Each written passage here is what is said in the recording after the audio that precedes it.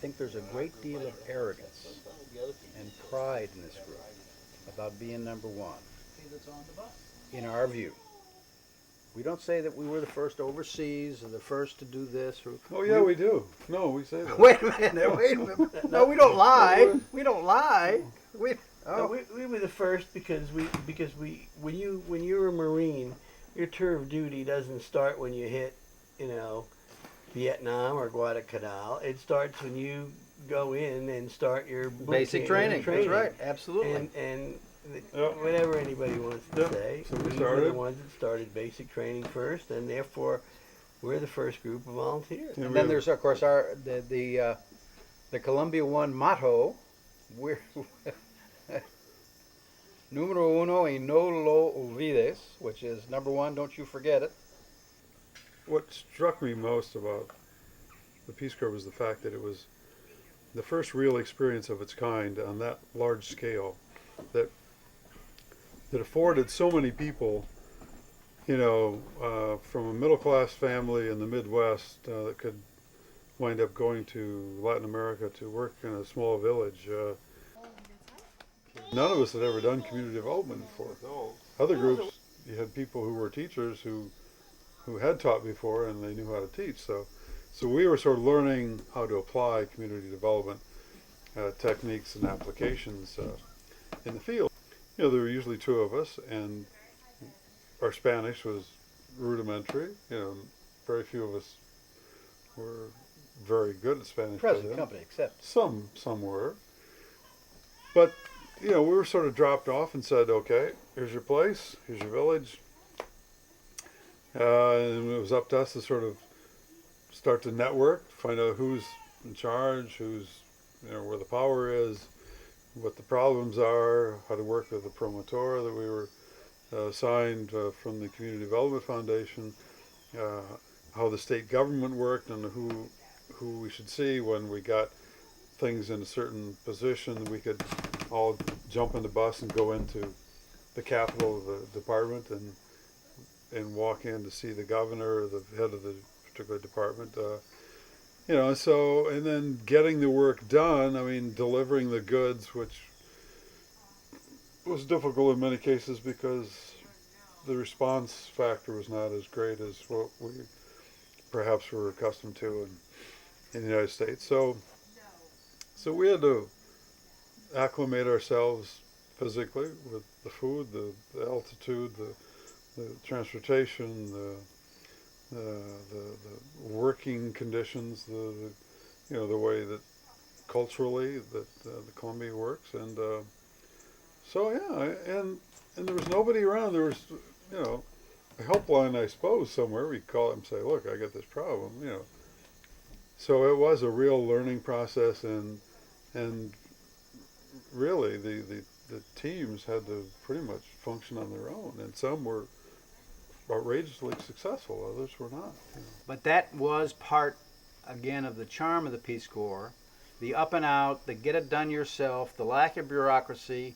We did have leaders that came around and visited us once, every 2 months, to see what we were doing. But we were on our own, and it was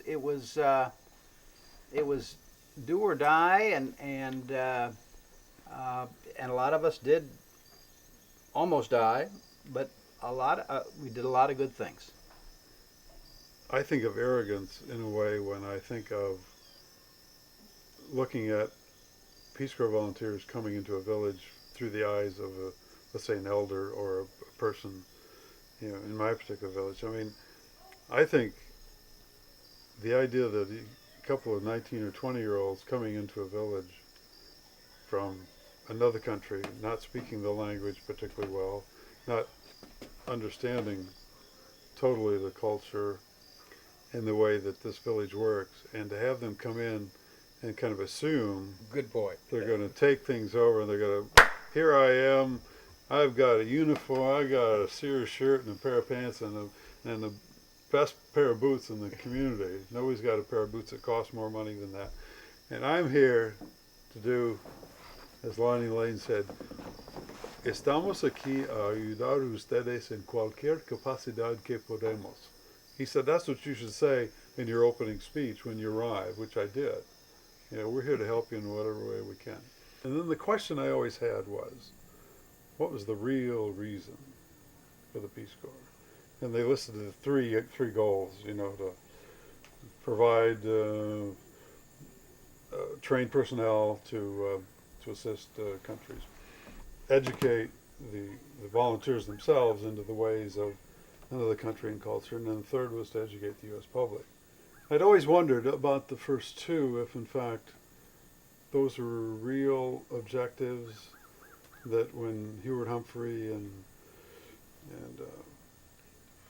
later Shriver and Kennedy, and up front, the front page was, here's a bunch of volunteers that are helping people dig latrines and wells, and those look good, on the front page. But then I think what they really wanted to do was look long term and hope that this would pay off. That they wanted to create an educated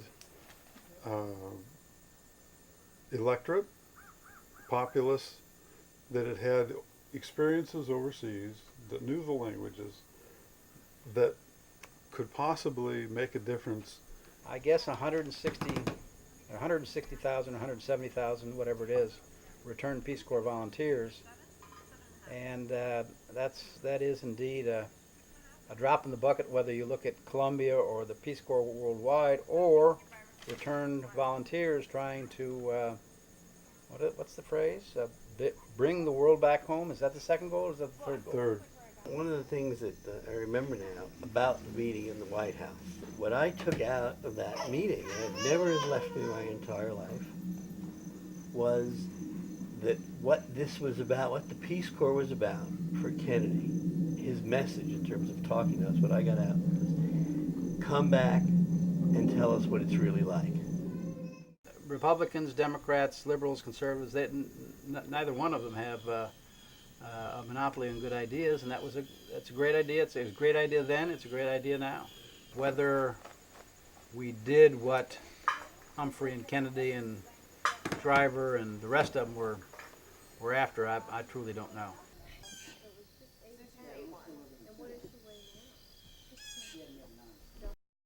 This is our kitchen and this is our cook. Actually didn't come to New Mexico until after I was done with the Peace Corps in Colombia.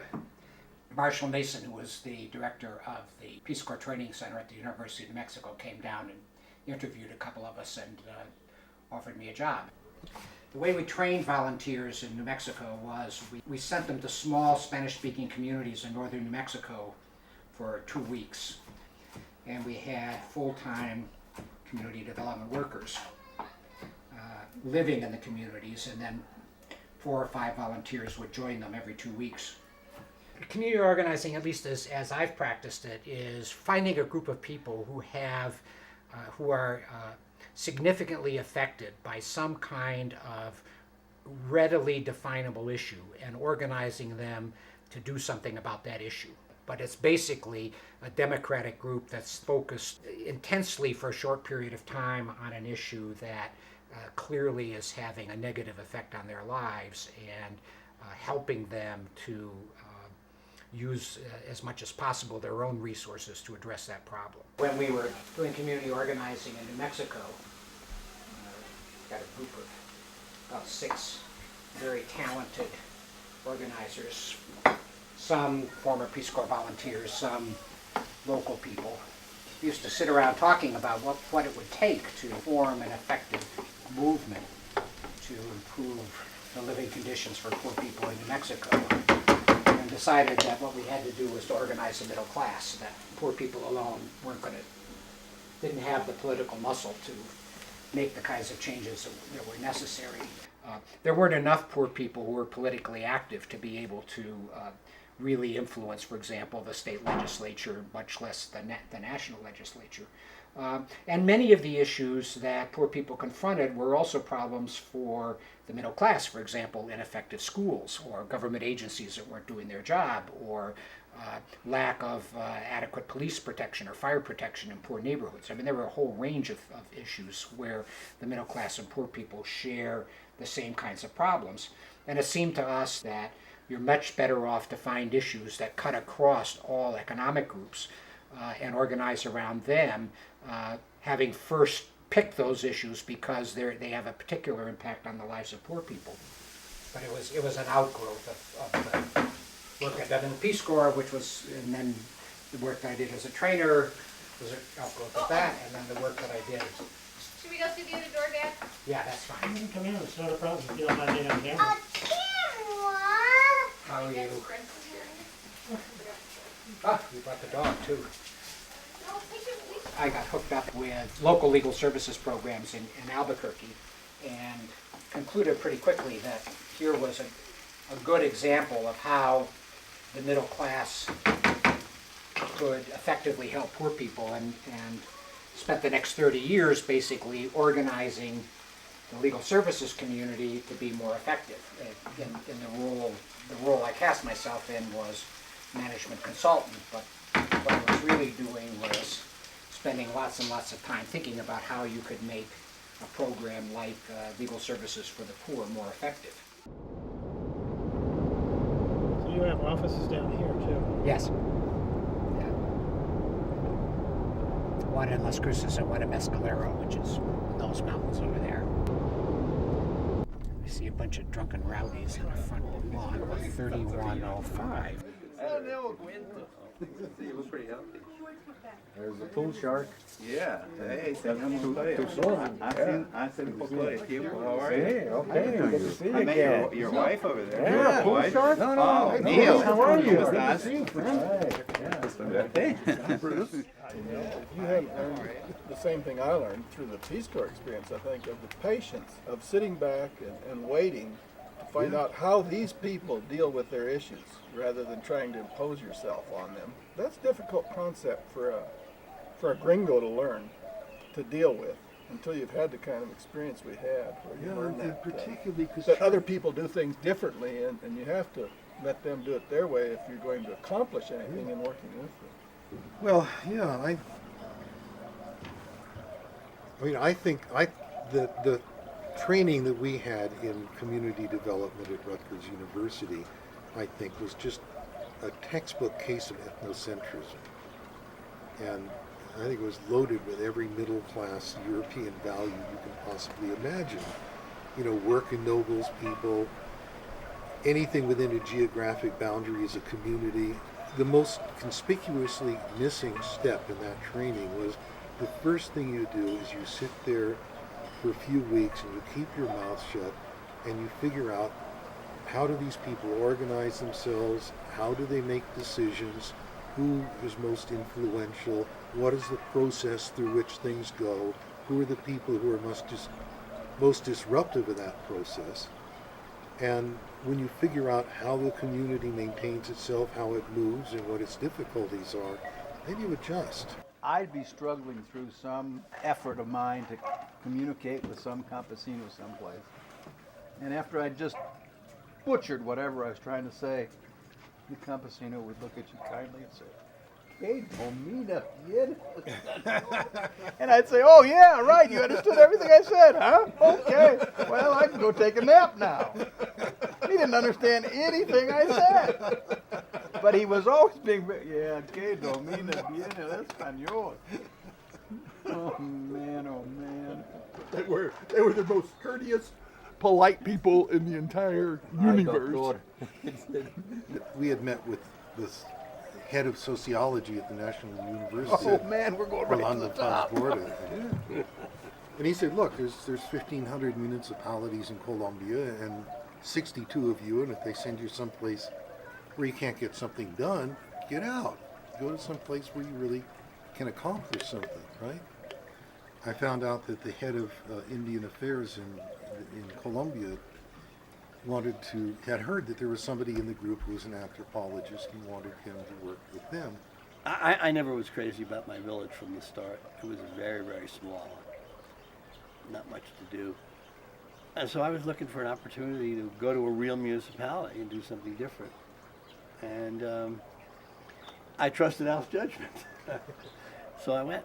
And, and then it took me 15 years later to get out. Well, the absolutely decisive thing was that I had gone to Popayan and I talked to the people in Indian Affairs, and they said, "Oh, let's go to Sylvia and have a look." And we drove up there in their Jeep, and they were telling me that these communities had maintained the Andean tradition of communal labor every week, Minga. And so we went up this road into the valley of Colombia, I think it was, and they said, you know, the Indians come out every Saturday and they carve this road out with pitchfork and shovel, and they said, park the Jeep up there because there's no more road, we'll walk from there. And so we parked the Jeep and we got out and we walked around the corner. There was another half kilometer of road. And they looked at each other and said, "Where'd that come from?" And I thought, look, here's a place where communities they're already organized. They already have a tradition of working together. You know, all you really need to get things going here is to support them and to get them the resources they need. It's, you know, shooting fish in a barrel, and it's a beautiful place. There were some advantages Well, yeah, absolutely. to their tribal customs. There were some real advantages in the Colombian culture that they could take advantage of. Yeah, and of course, us as a resource. Think it was a revelation, I am sure, for them to discover that there were white people who had read the Constitution and said, "Look, guys, you may not know it, but this is the law, and this is what you're authorized to do. And if anybody tells you different, they're wrong. The Constitution says so." Colombian law grants to Indian communities a number of rights. And where there's a traditional Indian government with a governor and an alcalde and a secretary and so forth, they have legal privileges. And the tradition is that the government of a community sits down around November 1st, and the people who are officials together decide who their successors would be. So each body of officials chooses the next people to follow. And this is done by consensus among them. And then on January 1st, they're inaugurated into office. And what the Division of Indian Affairs, their attitude was, well, there'll never be progress this way, you know, because it's gerontocratic. The old people keep selecting old people, and you get these governments of people who don't speak Spanish and are steeped in the old ways, and meanwhile the young people who speak Spanish are disenfranchised and have no power. So what we're going to do is we're going to have democratic elections for the governors and other staff members of these communities. And I thought that was the most disastrous idea I'd ever heard of. But I wasn't really in a position to say that to them. They're basically the old Spanish attitude about los indios. Yeah. And all you were doing was just trying to chisel at those prejudices and those preconceived ideas. The election was just perfect. It was calm. It was orderly. We had poll watchers. People did vote, and then when we tallied up the results, in one after another small reservation, things looked absolutely the same. That one candidate would get 2 or 3 or 5 votes, another would get 247 or 317, and the third would get 5 or 4. And it was perfectly obvious that the community had already had a consensus about who they wanted to be the gobernador, and that candidate got all the votes except the other 2, you know, their wife and their kid voted for them. So that was very uniform and very solid kind of evidence, and with that, then I could sit down with with the colleagues and the director of Indian Affairs and say, look what your results reveal, guys. You know, that you didn't have an election, you thought you did, but these communities have a traditional way of deciding things. They have a consensus choice, and all we did was, what you thought was an election was a public ratification of a choice made by consensus. You know, this is very convincing evidence that you have a strong community that makes its own decisions, its own ways, and you're really lucky it came out that way, because if these people had done what you were trying to do, and what you hoped to achieve was that they would bypass the elders and they would elect younger, progressive people to be the officials of the community, that would split the community up. You know, you'd end up with young, white-oriented people getting the resources and directing the programs, and meanwhile, the elders aren't going to go away, you know, and they're in charge of the collective work groups and the general morality and integration of the community. And what you're going to do is you're going to divide it into factions and set the young against the old. You're going to have just about every kind of misery that we see, you know, I can say here, not to them, but we see in one Indian reservation after another in the United States. And what happened is they bought their own buses, marketed the produce directly from Colombia into Popayan and into Cali. They bought coffee farms with the money they made on those things, so they had a coffee farm in the lowland where they get fruit and a cash crop, and then go back and live the rest of the other times, the other seasons in Sylvia. So that the economic development that followed from those road projects was extraordinary. Yeah, and it continued. They always got a reading on the local situation, played the political game, were very patient about it, and they just kept going. I mean, the key to it is the Colombianos, unlike a lot of the other Indians, kept their own language, their own style of clothes, and continued to make inroads into the white society, very successful. And eventually got involved in local politics, where they were completely excluded before. Yeah. Eventually the governorship of the Department of Color in 2000. Wow. Yeah. In India. In India. Huh. Excellent. Really, that's excellent. Somebody said to me, your new lema should be not Colombia One, #1, and don't you forget it, but Kennedy picked Shriver, but God picked Colombia One. So I said, God, that is really great. You know, the truth is that the Peace Corps got me out of a very deep, dark hole. You know, I'd been raised in a very conservative, middle-class way, and I never had much independence of thought when I was young. So I was the good boy who did what the teacher told him to and expected to be rewarded for it. I'd gotten as far as an MA, and you know, I was miserable. I was convinced I was a failure, and I didn't want to go any further, and I didn't know, you know, what I wanted to do. And along came this chance to be a hero, right? And get out of the system in a way nobody could criticize. And it was a lifesaver for me. You know, you got your troubles with booze. I've got a fundamentally depressive personality. Mm-hmm. And, you know, Prozac ultimately saved my life, but I didn't have any crutch like that then. Should have tried the whiskey, man. It's and you know, and the Peace Corps was an honorable retreat from the treadmill of middle class careerism. And here we're in a situation where they say, okay, you're going to go to a foreign country. We got a job for you. Here's how you do the job. Just run out there and develop the community. Wow, that's finite. I like this. It really saved me. I was amazed when I got selected. I didn't think I was going to make it through Rutgers. I could see a lot of good reasons why they shouldn't have sent me.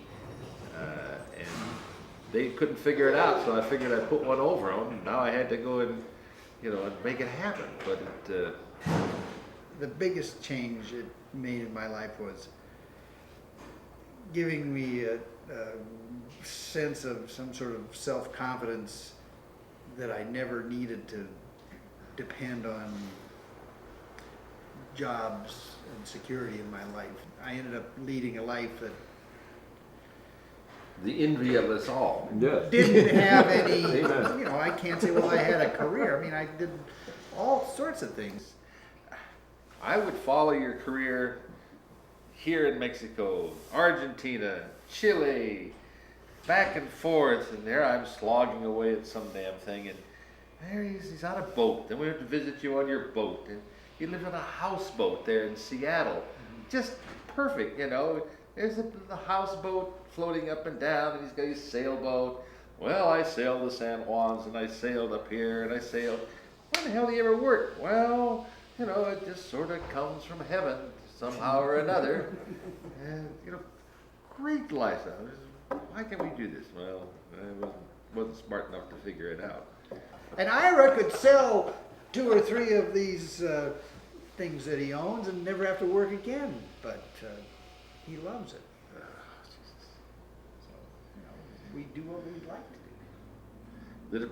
I grew up with a family where the Depression is just around the corner. You know, it's going to happen again. And we're going to be, if we don't have enough in the closet like the Mormons, we're going to be in bad shape. So I just can't do this, Bruce. You know, I can't go up and raise sheep. But, you know, I never really get a chance to ask you point blank, you know, what is the satisfaction in your life at this stage? Where's it heading? Not being dead. Yeah. Huh? The only thing that I fear about death is that of all the stuff I'm going to miss. That's right. You know, the 60th or the 70th, some overweeningly pompous drooler is up there on the stage representing, probably to this guy, representing Colombia One and making a fool of himself. How many people in the world have a group like this? I mean, Army veterans, Peace Corps veterans. There can't be anybody else, can there? A lot of people last night said they were going to their 50th high school reunion. Well, most of them haven't been back in 40 years, and we do this all the time. We've got an email web that's 100%, and we are famous.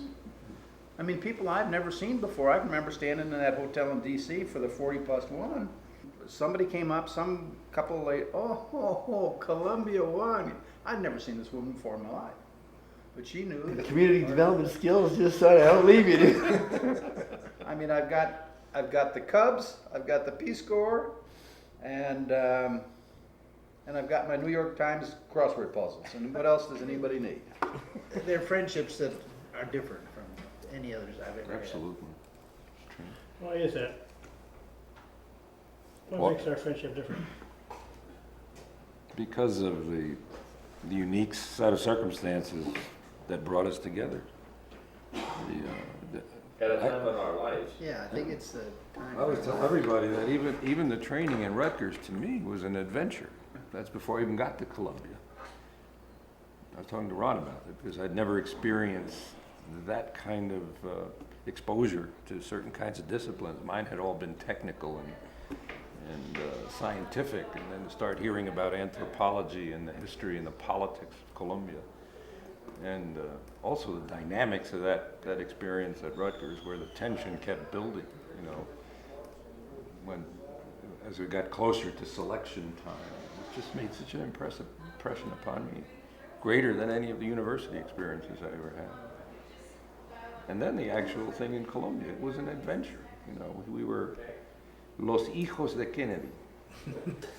And by the time I got back to Colombia in '67, we were hijos de something else by then. And instead of having a red ribbon for the volunteers at the airplane, they were asked to give urine samples. The volunteers arriving. Real. They really were. You know.